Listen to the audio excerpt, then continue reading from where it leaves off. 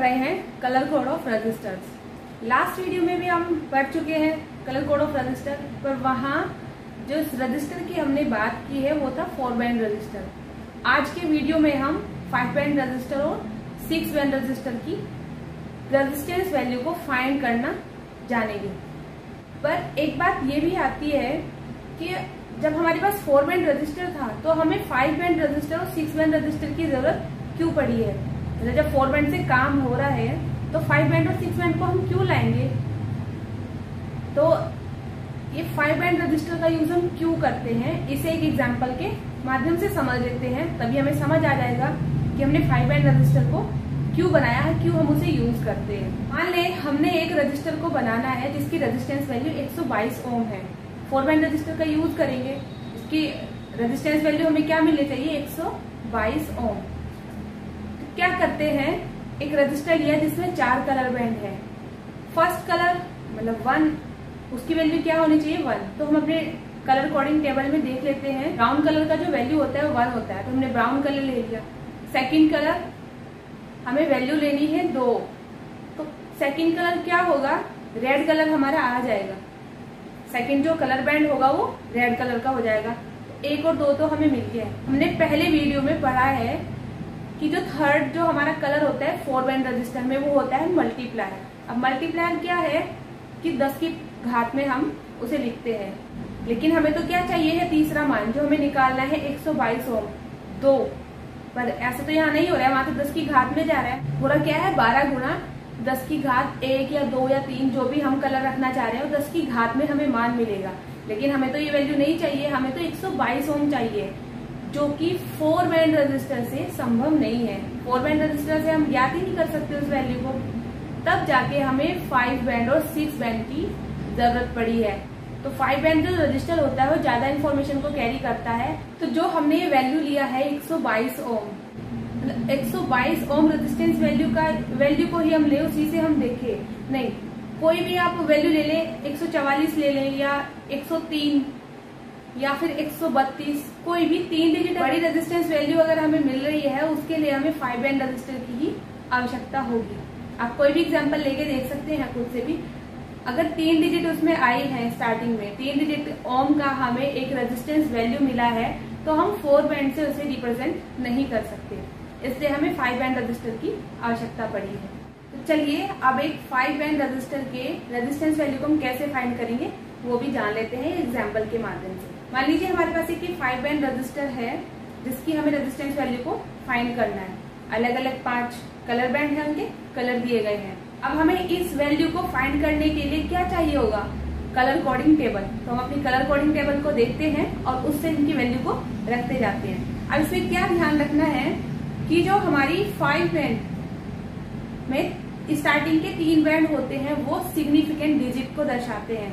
First column में green जो हमारा फर्स्ट कलर दिया गया है उसका वैल्यू देख लेते हैं, क्या है 5, तो हम 5 ले लेंगे। सेकंड कलर जो कि वॉयलेट दिया गया है, वॉयलेट कलर का वैल्यू है हमारी कलर कोडिंग टेबल में 7, तो हम सेकंड जो हमारा कलर है उसकी वैल्यू आ जाएगी 7।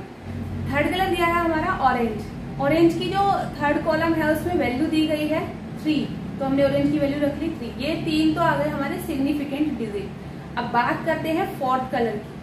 फोर्थ कलर है हमारा ब्लैक। अब ब्लैक का मल्टीप्लायर देख लेते हैं। मल्टीप्लायर क्या दिया गया है, ब्लैक का जो हमारा मल्टीप्लायर दिया है 10 टू द पावर 0, 10 की घात 0 के रूप में दिया है। तो ये 573 इंटू 10 टू द पावर 0 ओम हमारा रेजिस्टेंस आ जाता है। अब लास्ट कलर बचता है हमारे पास, फिफ्थ कलर टॉलरेंस को शो करता है। तो फिफ्थ कलर दिया है रेड। रेड कलर की टॉलरेंस को हम कलर कोडिंग टेबल में देखेंगे तो रेड कलर की टॉलरेंस दी गई है ±2%। टॉलरेंस का मतलब हम पहले भी जान चुके हैं क्या होता है कि वो रेजिस्टेंस वैल्यू है कितना वेरी कर सकती है, कितना कम और कितना ज्यादा हो सकता है। तो 573 इंटू, अब यहाँ 10 की पावर 0 आया है। अब किसी भी संख्या की घात अगर 0 होगी, वो कितनी भी बड़ी संख्या हो तो बराबर 1 के होती है हमेशा। तो 10 की पावर 0 का मतलब हो गया 1, तो 573 ओम ±2%, ये हमारा रेजिस्टेंस वैल्यू आई है। अब यहाँ क्या करते हैं कि जो 573 दिया है उसका 2% निकाल लेंगे। अब 573 का 2% आता है 11.46, अब 573 में 11.46 एक बार ऐड कर देंगे, एक बार माइनस कर देंगे, तो क्या आएगा 586.46 से 561.64 तक हमारा रजिस्टर जो है वो अपनी रेजिस्टेंस वैल्यू को वेरी कर सकता है। ऐसे हम 5 बैंड रजिस्टर का रेजिस्टेंस वैल्यू निकाल सकते हैं। अब जैसे 4 बैंड रजिस्टर हमने पढ़ा है, 5 बैंड रजिस्टर को हमने जाना, ऐसे ही होता है हमारा 6 बैंड रजिस्टर, जिसमें कलर बैंड जो दिए गए होंगे उनकी जो नंबर होंगे वो होंगे 6 कलर बैंड हमें दिखाए गए होंगे। तो उसमें क्या होता है 5 बैंड के जैसे ही स्टार्टिंग की जो 3 डिजिट है वो सिग्निफिकेंट डिजिट को दर्शाएंगी। 4th जो कलर बैंड दिया है वो दिखाएगा मल्टीप्लायर को शो करता है। 5th कलर बैंड जो शो करेगा वो टॉलरेंस को दर्शाता है। कोई भी रजिस्टर अपनी एक एक्यूरेट वैल्यू में तो नहीं होता है। हमने लिया है रजिस्टर, हमें पता है उसकी वैल्यू है 100 ओम, पर जैसे हम चेक करते हैं तो 98 या 95, 96 ऐसे उसकी वैल्यू कुछ भी मिल सकती है। तो उसका मतलब है वो बहुत ज्यादा उसका मान वेरी कर रहा है। रजिस्टर ज्यादा ही प्रिसाइज है, वो ज्यादा ही प्रिसाइज वैल्यू कैरी करता है, तो उसका अगर हम रजिस्टर की वैल्यू को मेजर करते हैं तो होता है 99.5 ओम या फिर 100.5 ओम, मतलब बहुत कम वेरिएशन होता है, तो उसका टॉलरेंस भी बहुत कम होता है। टॉलरेंस से हम यही पता लगाते हैं कि उसकी रजिस्टर की जो वैल्यू है, रेजिस्टेंस वैल्यू, कितना वेरी कर सकती है, उसमें वेरिएशन कितना हो रहा है। तो 5th बैंड तक तो सेम ऐसे ही करेंगे हम। बात कर लेते हैं 6 कलर। जो 6 कलर है वो टेम्परेचर कोफिशिएंट को दर्शाता है। अभी टेम्परेचर कोफिशिएंट क्या होता है ये समझ लेते हैं।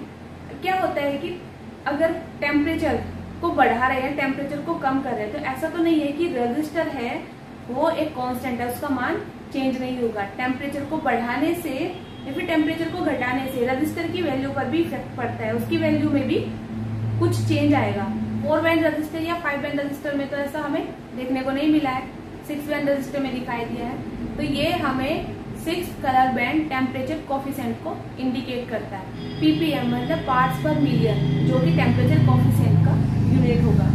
जिस रेट से टेम्परेचर के बढ़ने से रजिस्टर की रेजिस्टेंस वैल्यू में चेंज आता है वो हमारा टेम्परेचर कोफिशिएंट कहलाता है। अब यहाँ जो पार्ट्स पर मिलियन दिया है उसका मतलब होता है कि 1 मिलियन का कितना भाग है, जो हम रेजिस्टेंस की वैल्यू लेंगे वो 1 मिलियन का कितना भाग।